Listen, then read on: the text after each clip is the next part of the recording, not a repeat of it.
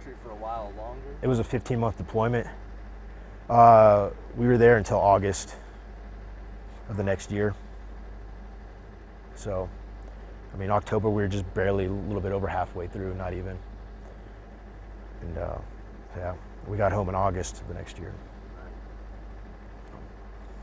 Long time to have that on the conscience. Yeah, it was definitely a long time. You know, the squad we held, you know, we were able to keep the squad together, and we were a real tight squad after that. Still a really tight squad. You know, we all keep in touch.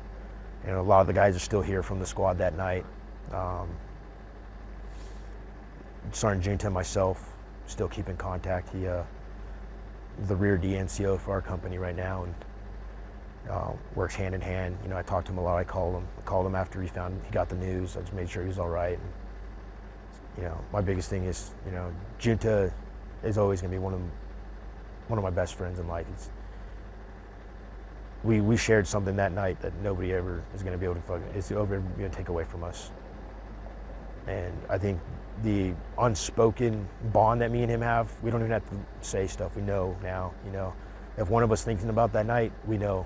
You know, I know if I'm having a rough night and I'm thinking about it, he'll be there to bring me back to reality. And same thing, I know he trusts me more than anybody, that if he's having that bad day, I'll be there to help him out. And so. Did you ever think it would get to this point? You know, I remember the day after the event, sitting down with Captain Wynn, Captain Kearney, and they sat me down and, you know, they spoke to me about the events that night. They wanted to know what happened, and they were telling me, you know, we're thinking about putting Giunta in for the Medal of Honor. I said, sir, you know, I couldn't believe it. It was the Medal of Honor, you know. I'm pretty sure even if I could remember what I said, I wouldn't be able to say it right now on the camera. Honestly, I don't. It's surreal right now, you know. At times it hurts to speak about that night. You know, it gets pretty emotional for us. But at the same time, dude, more for the guys that night, you know. Sal Giunta, unbelievable what he did that night. Like I can't say how proud I am of him. You know, did exactly what I had trained him, what he'd been trained to do, and went far above and beyond. And I can't say it enough. But to finally get the recognition of what we did for those 15 months in the Korengal, and especially our platoon out at Firebase Vegas, and it's doing justice. And now, you know, just like people have said, it's starting to bring a light to the war here in Afghanistan. You know, what's going on. For so long, it's been the forgotten war, and it was my third time here, and it's about time that we get our you know, we get the respect here as well. And yeah. I just want to be able to tell a story. I just, you know, I said it before, it's not a story I tell everybody. It's not a story, you know, I like to talk about. It's not a story my wife even knows. My wife hasn't heard the story. You know, my family doesn't know the story. It's something that I don't need to talk to them about, you know, but it's something America needs to hear, because, you know, what is America seeing right now? Who are America's heroes? You know, they need to, you know, they need to see the American soldier. They need to see us out here. You know, they need to see what we're doing. You know, America's heroes can't be some kid who's popular for drugs or because he made some crazy tape at night, or, you know, or she made some crazy tape at night, or what they found in her purse the next morning, or, you know, they need to see guys like Giunta. That's what they need to see. And now they have a living hero. It's the first living Medal of Honor since the Vietnam War. I mean, this is huge. No, I think the war's finally got its face. At least for me, it does. You know, I've come across numerous guys that, you know, I look up to in my eyes, heroes in my own eyes for different things. You know, guys that have mentored me along the way. You know, since I started deploying. But I think, as much as Giunta, and as humble as he is, and You know, anybody that meets the guy, you won't ever know that he's got a Medal of Honor. You probably won't even know that he's in the Army unless he's wearing his uniform. But I know he's going to hate me for saying this, but he's the face of the war now. He's the face of what we're doing here now. Everybody's going to think of the war, and they're going to look at Junta's face and be like, that's the war in Afghanistan. Guys like that, you know, they're going to see his smile and just being goofy Junta. He's told, when people say, you know, he's a hero, and he always makes sure to say that, well, if you call me a hero, then you have to call, you know, Staff Sgt. Gallardo and all the other guys that were out being heroes as well. What do you think about that? What's that kind of say towards? That's Junta. That is Junta. Junta didn't want this. There was me and him, plenty of nights. We stood up in the Korengal out of Firebase Vegas, and you know, we're out at the OPs. You know, Sergeant G, I don't want this. You know, I didn't do anything more than the rest of you guys. You know, I went out there because, you know, we called Brennan Josh. Josh was my friend. I went out there to save my friend. He would have done the same exact thing for, you know, for me. And I told Sal, I was like, I know, Sal, I know. But what you don't understand, what you did was pretty crazy. You know, you single-handedly stopped, and you know, we were outnumbered. You stopped the fight. You stopped them from taking a soldier. But the biggest thing I told him is, you know, you'll have my support, man, no matter what. I know you're going to say you don't want this and you don't deserve it, but look at the rest of the guys who live in Medal of Honor recipients from Vietnam. What do they say? I don't deserve it. Nobody ever thinks they deserve an award. I said the same exact thing, you know, when I got my award for that fight. I got awarded, you know, one of my soldiers was killed, and the rest of my squad, everybody in my entire squad that night came home with bullet holes in them. I got awarded for that. You know, no leader ever thinks they should deserve an award. You know, if you're getting a Valorous Award, people understand something bad happened. You know, especially when you get up there, Medal of Honors, something really bad had to have happened. And it takes a really humble person, you know, to accept an award like that. And you're not going to find anybody else more humble than Sergeant Giunta. Just like what you just said, he's gonna take the spotlight off of him and make sure he spreads it around to his brothers that he knows was there that night. And you know, I couldn't be prouder of him. Couldn't be prouder to say he was my soldier. Thank you.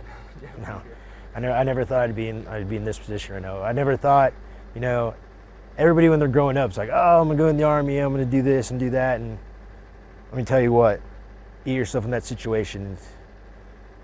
As glorious as it is, it's a lot of baggage that comes with it. And never did I think I'd be the squad leader of a Medal of Honor recipient or have myself in those shoes. It's pretty surreal. I have no idea. Like it's been hitting me, and you know, I know Sergeant Giunta.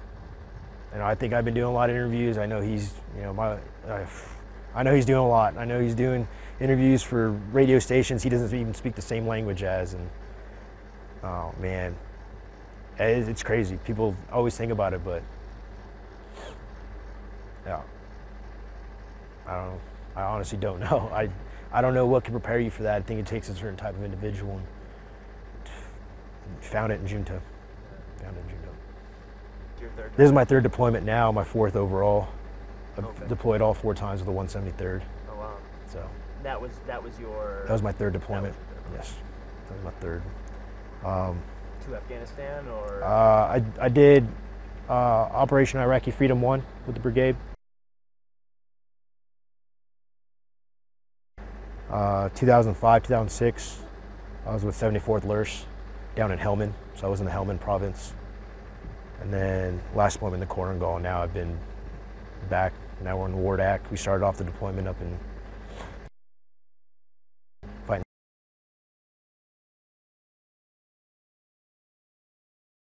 What's it like being able to continue, you know, with all these guys that were with you then? What's it like being able to continue and continue serving with the guys that you went through this, you know, horrific night with? For me, it's I don't know really, honestly. I think I hold those guys to a lot higher standard. I think they'll say the same thing. You know, Sergeant G's always on them. But it's because I know, you know, if anybody's going to teach these new guys in the platoon how how to win and overcome a firefight like that, it's going to be those guys that were there that night. And especially the guys from my squad last deployment. You know, they're not in my squad now. You know, they're in different squads now. I've taken over weapons squad. I hold them a lot higher standard because they're spread amongst the platoon now. So they should be bringing in what we came to learn that night, what we took away from that night, and what I've done training them. You know, my standard with them, I'm a lot harder on them than anybody else. And what are, for example, some of those training points that you tell you guys that you learned from that night? The biggest thing I've always told my guys that night is fundamentals. You know, doctrine. Everybody wants to, well, you know, why are we still doing doctrine? Well, doctrine that night what kept us all alive. You know, we were in a near ambush, and we reacted to contact, and we got out of the kill zone as quick as possible. Just Army doctrine. That's what kept everybody alive that night, and that's one thing I hold my guys to. Army doctrine, and yeah.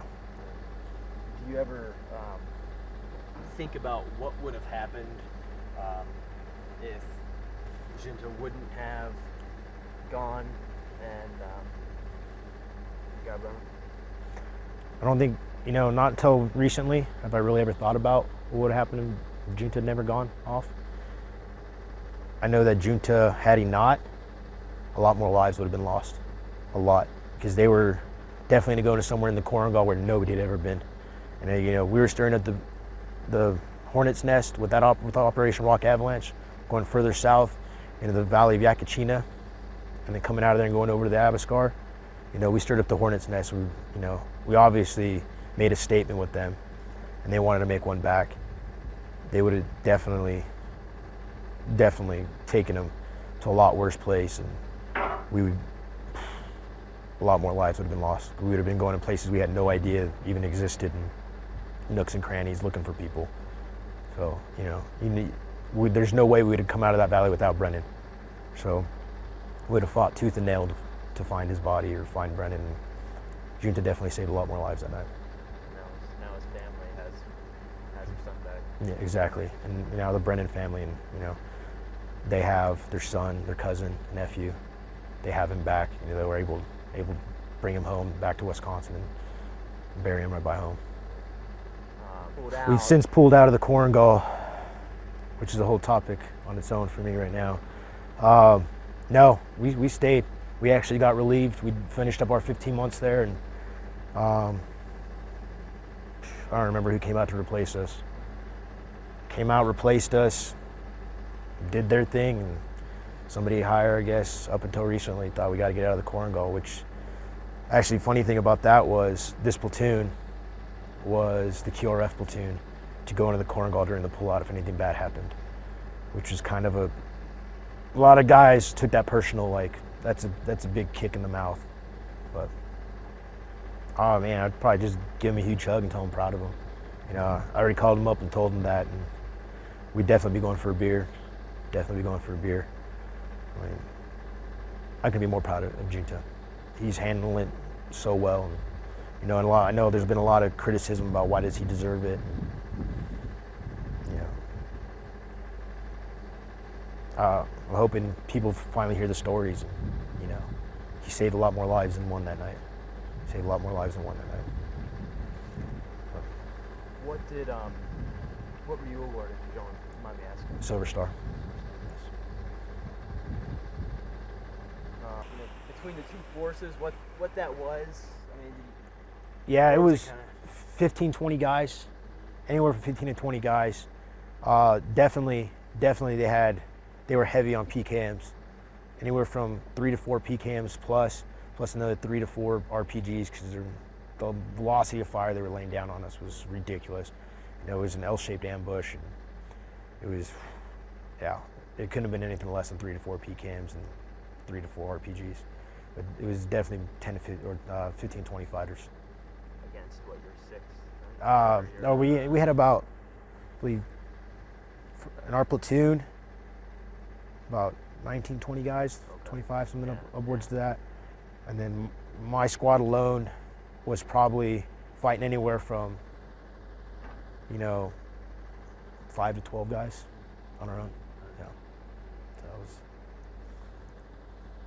crazy chaos. Yeah, it was a chaotic night. It was chaos. chaos and a nightmare. That's the way I can describe it. That night, how would you characterize that night? You guys have been to a lot of firefights before this, but how would you characterize that night and that firefight? Was it different? Yeah, it definitely was. I mean, that was definitely, I would say definitely one of the worst ones that I'd been in that deployment. You know, it was my first deployment, but that was definitely the worst one for me. I mean, there were definitely a couple times where you're like, man, this will be interesting to see how this turns out. But that one was one of those nights where you're like, this must be how it is when it's over, you know. But yeah. Do you think you're gonna make it off that hill? I didn't really know for sure there, especially at the beginning, because that was the first time where they had done everything different. You know, I mean, they caught us in, you know, basically a textbook ambush. You know, basically an L-shaped ambush. You know, and everything else that had happened up until that point had been, you know, way up in the hills. You know, you wanted the M14 so you could reach out there or something. You know, and then this one was they're putting hands on soldiers. You know, so yeah, I mean, it definitely hits you a little different. You're like, this is nothing like we've experienced before, me for sure. You know, and so yeah, I wasn't really sure if I'd get off there. I think everybody felt the same way, but yeah. Did you guys ever talk about or think about what would have happened if Staff Sgt. Giunta wouldn't have gotten Josh's body back? Yeah, definitely. I mean, that's definitely something we talked about too. Is it's not only that he kept Sergeant Brennan from being taken away and taking his equipment and stuff like that. It's the fact that what would have happened is we would have had to stage probably another con op or extended the one we're currently on to go find, you know, our fallen brother, and then the impact that would have had. You know, who knows how many people we may have lost doing something like that, trying to find somebody way back up in there, you know. And so I mean, yeah, it's very impacting, the things he did. I mean, not only did he save Sergeant Brennan from being taken away, he kept us from having to go in there and risking more lives, even trying to find Sergeant Brennan if they were to take him away, you know. So. You know, when a lot of you guys I talked to, you know, heard about it, you know, they kind of said their initial reactions to it all was, wow, you know, crazy. You know, he went out on his own without a fire team, you know, without regrouping, without re-getting ammo, and just went and did. He just acted, exactly. I mean, that's pretty intense when you think about it, you know, and in the moment, and especially with everything going down, and he was up front, so, you know, he knows that, you know, pretty much over there, I think, if I remember right, he was hit, I believe, in the plate, and then in his rocket, just being there and, you know, pulling Sergeant G back from when they were moving forward through this open area, a little bit of an open area they were in, and I guess once he saw what he saw, he just made that, I don't even know if it was a judgment call or just the reaction of what he did out of just his reaction to the situation, I guess, you know. So. Looking back at it now, 3 years, you know, there's been a lot of awards from that action, and now Sergeant Giunta is finally getting, you know, the first Medal of Honor here, living Medal of Honor. Did you ever think it would get to this point and where the world and America is actually hearing this story of, you know, during your time there, during that 2007 was, you know, the forgotten war? Exactly. No, I wasn't really sure. Like I said, throughout the days and weeks that followed, I found out what actually did happen on the mountain, and then I can't even tell you for sure how long it was, but eventually started hearing just little rumors about different awards. I mean, it wasn't the Medal of Honor at first, you know, it was something else, and they were talking about just different things, and I don't know. I mean, you hear about things, and you know, you just kind of like, well, that'd be pretty crazy, you know. And then once they, you know, lately gotten closer and closer, it's just like, wow, that's pretty incredible.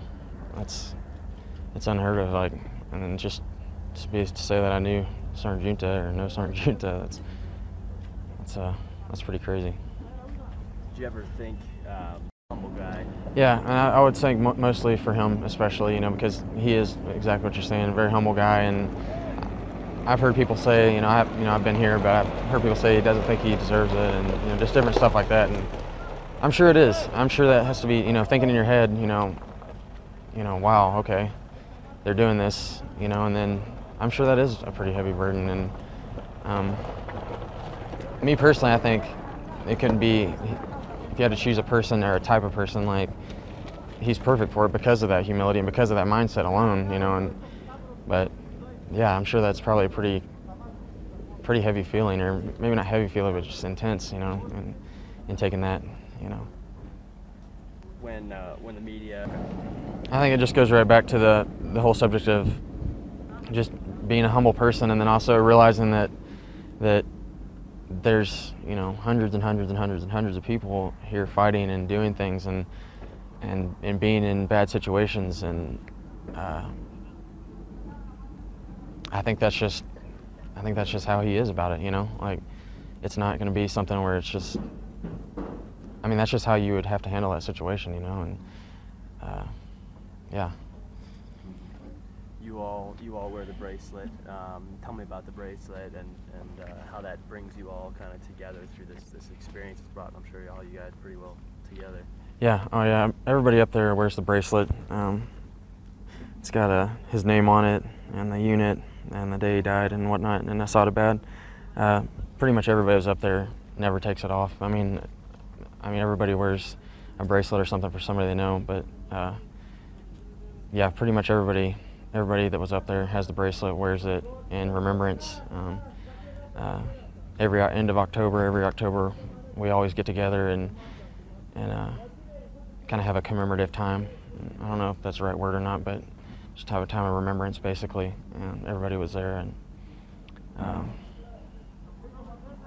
yeah, it has been a long time, and you kind of, it's not something you just want to be thinking about all the time, obviously, but it's definitely something that will keep us together for the years that come ahead. And then whether, some of us move on to different things or not, it's definitely going to be something that we'll always have with us, and will probably always bring us together at least once a year, so that's for sure.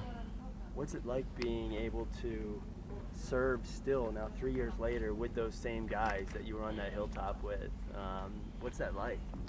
Well, it's just a job, so sometimes you don't think about it, and you kind of just carry on with your daily day and whatnot. But when you actually take a chance to think about it, it's an honor, and it's, I don't know, thinking about, years down the road, maybe when the Army's a distant memory or something like that, it's going to be always something I remember, that, I was able to work with people like this, and that I was in, situations with people that I could really count on. Especially, now, and especially last deployment, being where we were, and we were pretty tight-knit group. We were at Firebase Vegas, so we were kind of a little bit away from everybody, kind of like now. But except for, it was a little bit different in the Korengal Valley, of course. But yeah, I think I've said this before, but it's just like, no matter what happens for the rest of my life, I'll always know that I was around the great ones, like real people that were really there for you, and like the situations that you don't really want to think about.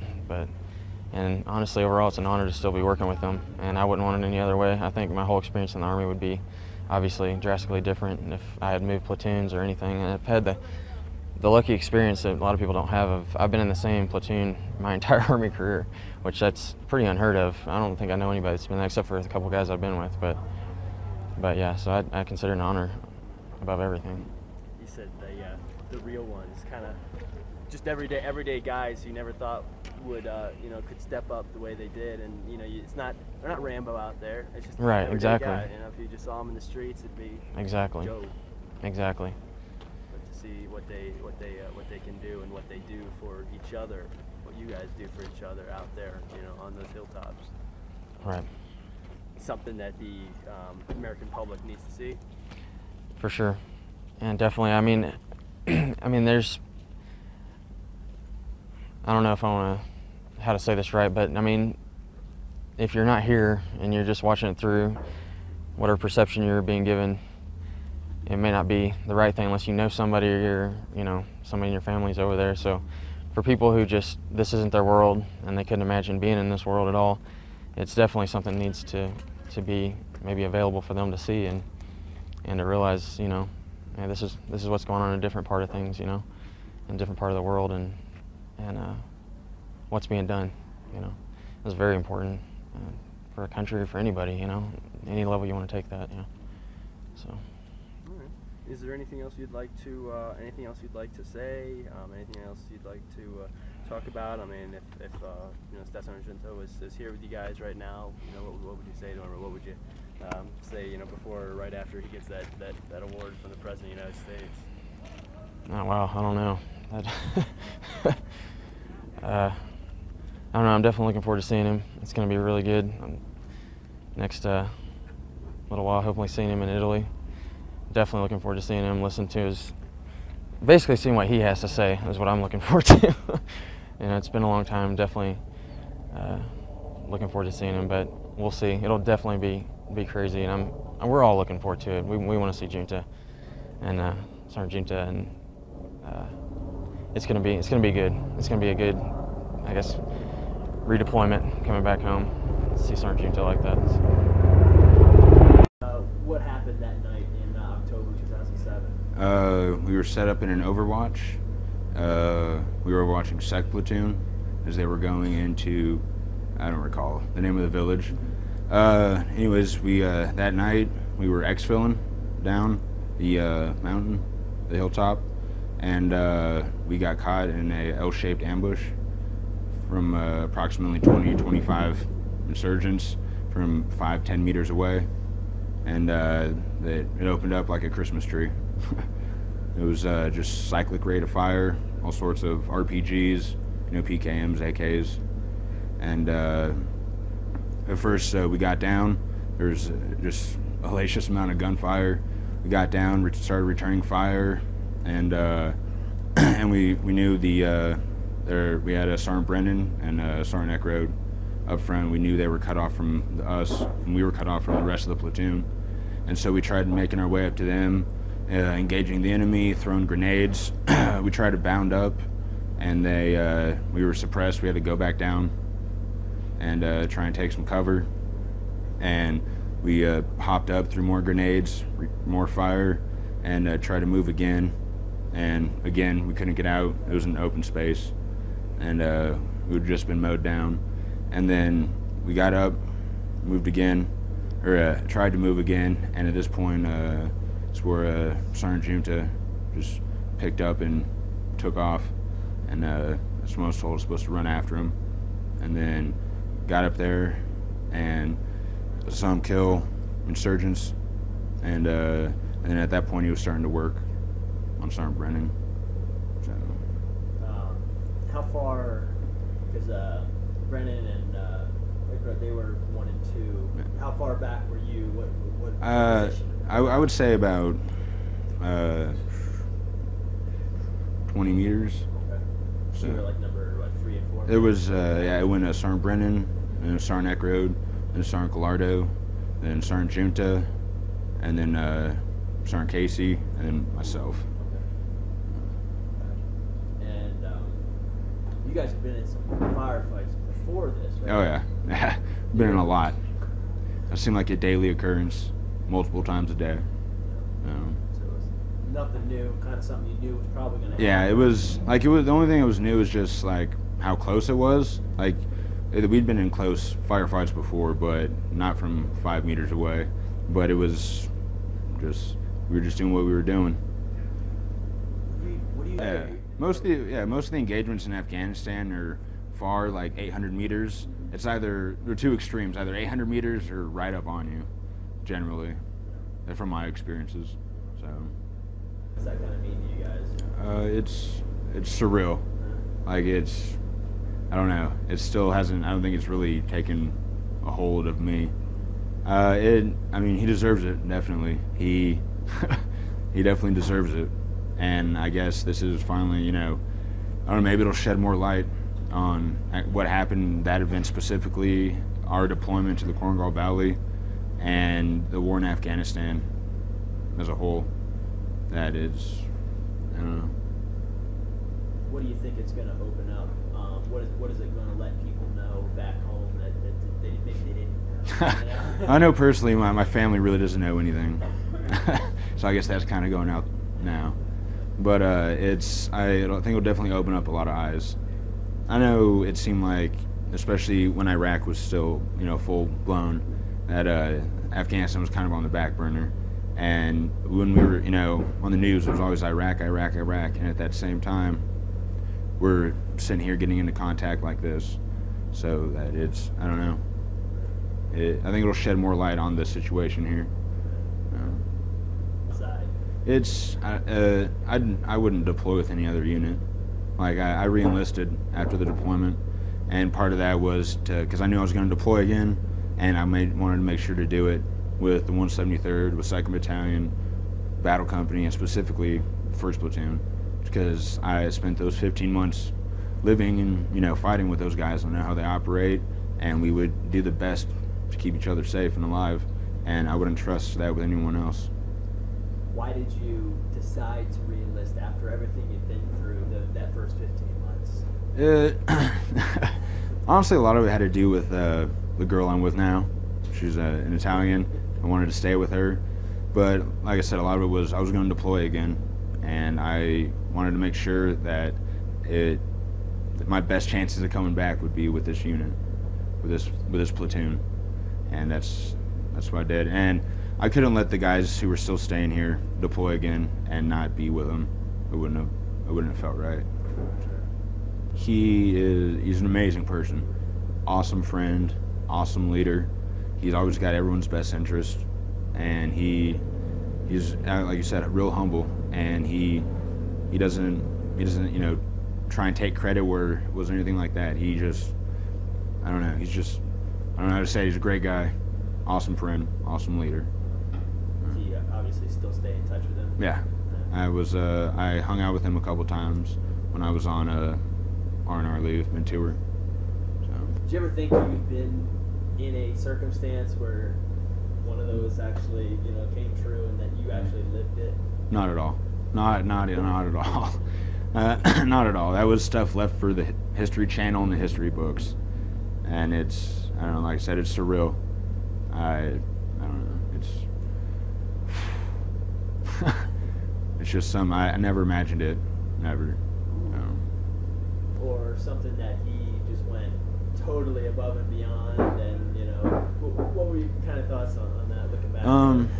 I say for the type of people that we are, we would have done it because those were our friends. He just happened to be the one to do it, and that's, I don't know. He's got a lot of nerve. So, but yeah, I think it was our friends, and he that's all he thought about. Hey, those are my friends up there, and just took off without anything about himself. Just had to help his friends. Were you injured at all during that? No. Some of my equipment took bullets and stuff like that, but I personally wasn't hit. Other than that, he deserves it. It's been a long time coming, and now that it's official, and we're wondering, it's well deserved for Sergeant Giunta. Well deserved.